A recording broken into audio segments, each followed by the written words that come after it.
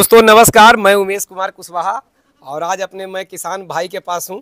और आप जो मेरे अगल बगल में देख रहे हैं, इतना बकरियों का संख्या देख रहे हैं मेरे अगल बगल में, ये सब देसी बकरियां हैं, यानी ब्लैक बंगाल बकरी है। और ये ब्लैक बंगाल बकरी का पालन किस तरीक़ा से करते हैं, पहले का वीडियो में भी मैं चर्चा किया हूँ। आज मैं चर्चा करूँगा कि इन बकरियों को जो रख रखावे करते हैं तो किस तरीक़ा से करते हैं, बीमारियों से बचाने के लिए क्या क्या करते हैं। तो अपना नाम और पूरा पता दर्शकों को बताएँ। मेरा नाम फयाज अख्तर, विलेज पोर्ट सकड्डी, थाना कोइलवर, जिला भोजपुर, गांव सकड्डी है सर। जी भोजपुर जिला के सकड्डी गांव में अभी मैं खड़ा हूं। फयाज जी, जो बकरियों को आप रखे हुए हैं तो संख्या अभी लगभग कितना है बकरियों का? इधर इसमें 51 है। 51 बकरी है। और 51 बकरी है। और उधर अभी जो नए बच्चे आए हैं वो कितना है अभी? वो 33 है सर। 33 है। तो शुरुआत कितना बकरियों से किए थे और कितना दिन पहले किए थे? 2 साल पहले किए थे सर, 10-12 बकरी से किए 10-12 बकरी से शुरू किए थे, धीरे धीरे बच्चे। हाँ, कुछ बकरी और खरीद के, मतलब कुछ दिन बाद 2 महीना हो गया तो एक बकरी और लाए थे, फिर 2 महीना हो गया तो 2 बकरी लाए। बस ऐसे ही मैंने 15 तक किए थे, उसके बाद सब इसी का है। मैंने 12 बकरी से आपने शुरुआत किया था, फिर 4 बकरी और लाए थे। हाँ, 1-2 महीना का गैप करके 2-4 बकरी और लाए, यानी मान के चलिए 15 या 17 बकरी आप लाए होंगे। और उसी बकरियों से धीरे धीरे संख्या बढ़ के इतना हो गया। बिल्कुल मानने वाली बात है, अगर 2 साल टाइम देते हैं और बिल्कुल मेहनत करते हैं तो इसके जो पठिया तैयार होती है, यानी बकरी बच्चा देती है, तो 7 महीने में मैच्योर हो जाती है और फिर गर्भ धारण कर लेती है। फिर उसके बच्चे और जो पहले से बकरी दे रही है बच्चे, वो मिलाकर संख्या बढ़ जाता है। तो ये जो बकरी इतना आप रखे हुए हैं, तो बकरियों को किस तरीक़ा से, क्या आहार का क्या प्रबंध है, क्या खिलाते हैं और किस तरीक़ा से खिलाते हैं? आहार का प्रबंध सर, इसको गर्मी के मौसम में अभी जो सीजन चल रहा है, दो टाइम पे चराने ले जाते हैं हम। सुबह 5 बजे उठते हैं, खेत में लेके जाते हैं, 9 बजे तक घर पे, फिर 2:30 बजे से खोल के खेत में 6 बजे घर पे। मैंने 2 तरह से 2 टाइम चराई कराते हैं, यानी पूरी तरह से बकरियां चराई पे हैं। हाँ, पूरी तरह से चराई पे रखे हैं, लेकिन समय के अभाव से चारा स्टॉक करके रखे हैं, उसको भी खिलाते हैं। चारा क्या क्या स्टॉक करके रखे हैं? चारा सिर्फ दलहनी चारा स्टॉक किया हम सर, गेहूं का नहीं करते हैं।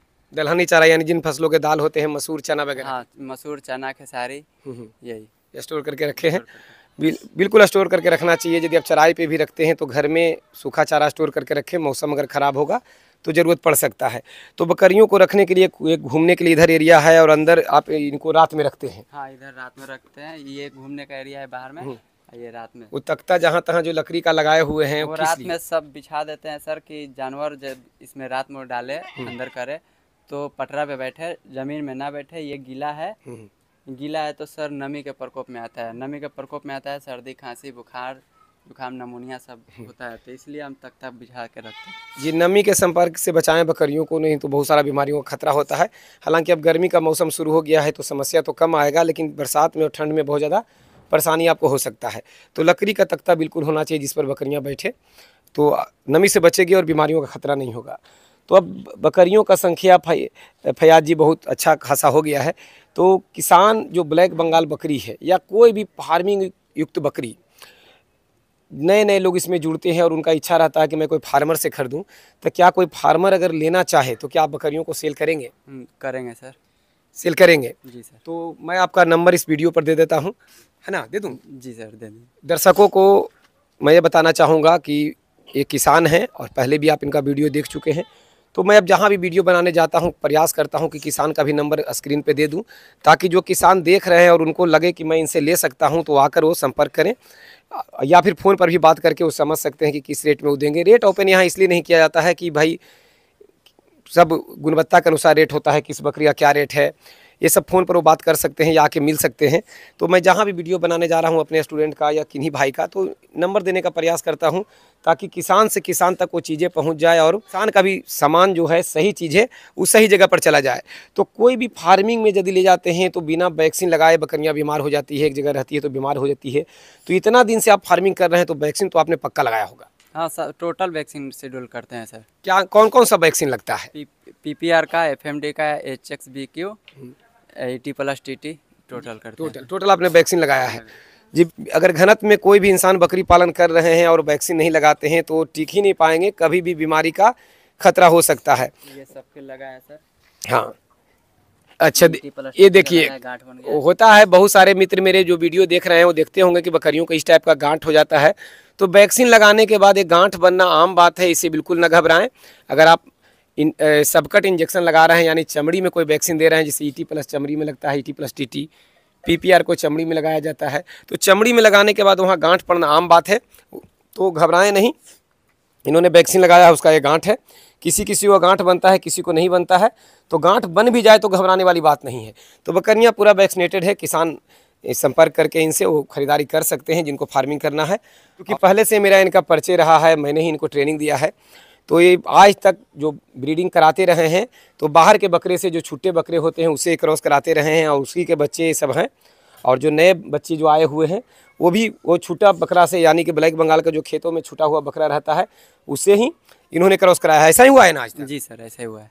तो ये देखते हुए मैंने प्रयास किया है, मैं ही अपने बाड़ा से इनको एक बोर का, यानी कह सकते हैं क्रॉस में एक बोर का मैंने बच्चा दिया है जो इनके बाड़े में है। चलिए उसको दिखाते हैं ना। और वो कुछ बड़ा हो जाए, वो कुछ बड़ा हो जाएगा तो इनका एक ब्रीडिंग का काम हो जाएगा उससे।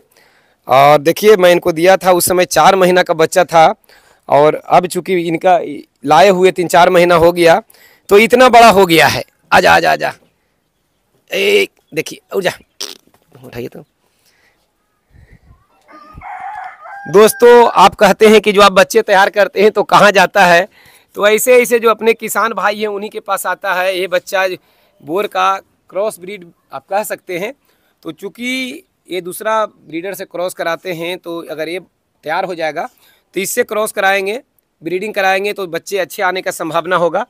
तो ये मैं ही इनको दिया था और ये तैयार हो रहा है। तो फयाज जी ये लाकर कैसा लगा था आपको? बहुत खुशी मिला था सर। कितना पैसा लगा था इसको लाने में आपको मेरे पास से? पैसा नहीं लगा था सर, गुरु दक्षिणा हमको देना था, वो जो आप दिए थे हमको। तो कहने का मतलब है कि एक तरह से बाद में मैंने यहीं पर छोड़ा था कि बाद में अगर अच्छा लगे तो आपको जो करना है कर दीजिएगा गुरु दक्षिणा समझ के, लेकिन इनसे पैसे नहीं लिए गए थे। तो इस तरीक़ा से होता है कि जो भी मित्र मेरे हैं जो दिल में गड़े हुए हैं, बसे हुए हैं, तो कोई भी व्यवसाय 2 पैसा कमाने के लिए करता है। लेकिन ऐसा भी होता है कई बार कि चलो भाई क्वालिटी थोड़ा डाउन है और किसी भाई का अगर काम चल जाए, अगर चल जाए तो ले जाके अपना वो काम कर सकते हैं। तो मैंने ही इनको दिया था और ये लगभग 8 महीना का बच्चा हो गया है और अच्छा खासा है। तो धीरे धीरे थोड़ा सा और 2-3 महीना टाइम देंगे तो एक अच्छा हो जाएगा। कम से कम ब्लैक बंगाल के जो बकरे हैं उससे क्रॉस कराने से अच्छा है कि इससे अगर क्रॉस कराएंगे तो बच्चे कुछ अच्छे आ सकते हैं। तो अभी जो आप देख रहे हैं सब ब्लैक बंगाल के बच्चे हैं। जब इसके बच्चे आएंगे तो इससे कुछ ज़्यादा हेल्थ ज़रूर होगा, क्योंकि ये मैं प्रयोग कर चुका हूँ, मेरे बाड़े में इस टाइप के बच्चे आ रहे हैं। ये जो बाड़ा बनाए हुए हैं फयाज जी, ये कितना एरिया में ये बाड़ा बना हुआ है? ये 56 फीट ऐसे है लंबा, पूरब से पश्चिम 56 फीट है। हाँ। और उत्तर से दक्षिण 20 फीट है। 56 बाई 20 हो गया। 56 बाई 20 का एरिया बनाया है, जिसमें आपने आधा उधर करकट से कवर किया है और आधा खाली है ना। और इसमें आराम से आप 80 से 85 बकरी और उसके बच्चे रख पा रहे हैं। जी सर, है ना। जी सर। कट्ठा में देखा जाए तो कितना है एक कट्ठा में? 1 कट्ठा है सर ये। 1 कट्ठा जमीन, 1 कट्ठा जमीन इनके हिसाब से। और देखिए 85 बकरी, लगभग 85 ना बोले? हाँ 85 है, छोटा बच्चा और बकरी लेके टोटल मिलाकर 85 है। तो 1 कट्ठा में 85 रखे हुए हैं। तो आदमी अगर समझदार है और मेहनत कर सके तो कम जगह में भी ज़्यादा संख्या रख सकता है। हालांकि चूँकि ये चराई पे रखते हैं तो यार रख पा रहे हैं। यदि ये स्टॉल फिट पे रखते यानी पूरी तरह से इन्हें यहीं खिलाना और रखना होता तो थोड़ा सा एरिया कम पड़ जाता, यानी थोड़ा एरिया और ज़्यादा चाहिए था। और देखिए बकरी पालन में बहुत ज़्यादा खर्च करने की आवश्यकता नहीं है। यदि आपके पास पैसे कम हैं तो कम में ही करें। देखिए ये बिल्कुल बांस का ढड्डी से चारों तरफ इन्होंने कवर कर दिया है और बहुत कम खर्च में बकरी पालन हो रहा है। हाँ ढड्डी के दिखा दूँ कि बहुत कम खर्च में सेट बनाए हैं। बिल्कुल बांस के ढड्डी से चारों तरफ कवर किया गया है और ऊपर सीमेंट का एल्वेस्टर यानी करकट रखा गया है, ताकि एक एरिया सुरक्षित हो बारिश के पानी से बचने के लिए, धूप से बचने के लिए। और कम खर्च में तैयार करके फार्मिंग, कम खर्च में सेट तैयार करके ये काम कर रहे हैं। ये पूरा बनाने में कितना खर्च लगा था आपका? ये सेट गिराने में सर हमको तकरीबन 30-40 हज़ार के आसपास खर्च 40 हज़ार उसमें लगा। और ये बांस उस कुछ खरीद के लाए थे, फिर भी मैक्सिमम 20,000 रुपया बांस उसमें लग गया था। 40 और 20 60 हज़ार लगा था टोटल, जिसमें आपने लोहा का ये दिया है, पाइप एंगल दिया है जिस पर करकट लगाया हुआ है ना। तो 60,000 में ये सीमेंट का ऊपर करकट, लोहा का पूरा एंगल और ये पूरा एरिया है ना। 60,000 में इनका बाड़ा बन के तैयार हो गया। कितना स्क्वायर फीट का? 56 बाई 20 का सर। 56 बाई 20 का एरिया तैयार हो गया। तो पहले आप कम खर्च ही करें, बकरी पालन करें। अगर उससे कमाई होता है तो धीरे धीरे उसको लगाएं, उससे आगे बढ़ें।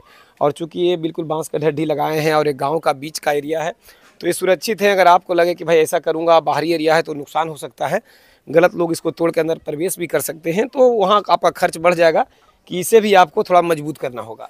चूँकि गांव का एरिया है तो यहाँ बिल्कुल सुरक्षित है। और ये खुद यहाँ रहते हैं, रात में तो कोई ना कोई रहते होंगे। हम रहते हैं खुद से सर, रात भर रात में खुद रहते हैं। इनका भाई का सहयोग है, इनका पापा का सहयोग है। इतना व्यक्तिगत रूप से मैं इसलिए जानता हूँ कि दिल से जुड़ा हुआ हूँ। तो कितना घर का सपोर्ट मिलता है आपको? घर का फुल्ली सपोर्ट है सर। मिलता है ना? पूरा सपोर्ट है, बिना घर के सपोर्ट के हम इतना यहाँ तक नहीं पहुँचते। चलिए, अच्छी बात है। आदमी को चाहिए, घर के लोगों को भी चाहिए कि यदि कोई अपना काम कर रहा है और जब ठान लिया कि यही करने हैं तो थोड़ा सा भाई सपोर्ट कर ही दीजिए, ताकि उसका हिम्मत बना रहे। और कोई भी काम गलत नहीं होता, यदि ईमानदारी से कोई काम किया जा रहा है तो सब काम सही है। तो मैं आपसे ये पूछना चाह रहा हूँ कि इतना दिन जो 2 सालों मैंने 2 साल आप संघर्ष किए, 2 से 2.5 साल बकरी पालन में, क्या क्या समस्याएं आपके पास आया? कब लगा कि भाई ये काम अब हमको बेकार करके फंस गए? बेकार तब लगता है जब घर से थोड़ा सा सपोर्ट मिलना बंद हो जाए तो लगता है कि हम गलत कर ले, अकेले नहीं हो पाएगा। देखिए, बकरी पालन में कमाई बहुत देर से आता है, बहुत देर से आता है। क्योंकि होता क्या है कि हम कम पैसे वाले होते हैं, फार्मिंग शुरू करते हैं कम संख्या से, और होना भी चाहिए। सबसे बड़ी बात है कि ये ब्रीडिंग के लिए, जो प्रजनन के लिए हम अच्छा एक नर नहीं ले पाते हैं, क्योंकि वो महंगा होता है शुरुआत में। और हम जो क्षेत्रीय प्रजाति से या गांव में छुट्टे बकरे से कराते हैं तो बच्चे उसके ग्रोथ नहीं कर पाते। तो बस प्रयास यही रहता है कि कहीं भी फार्मिंग में जाऊं तो किसानों का एक्सपीरियंस लूं और आप तक पहुंचाऊं, ताकि आप भी अगर बकरी पालन करने का सोच रहे हैं तो उससे लाभ उठा सकें और किसी प्रकार को आपको दिक्कत ना हो। कुछ ना कुछ तो इस वीडियो से आपका हेल्प हो सके। तो दोस्तों, कहीं से सीख के करें। और यदि बकरी लेना है, देसी बकरी पर काम करना है, तो इन जैसे किसानों से ज़रूर संपर्क करें। ईमानदारी से अच्छा चीज़ मिलेगा और ये हक भी बनता है आपका और इन किसानों का भी कि भाई इनका सही चीज़ एक सही किसान तक पहुँचे। इसलिए इनका मैं नंबर दिया हूँ, जिनको आवश्यकता है वो इनसे बात कर सकते हैं। बात कर लें, क्लियर रेट आप इनसे जान लें और आके आप ले जा सकते हैं। नमस्कार दोस्तों, प्रणाम, धन्यवाद।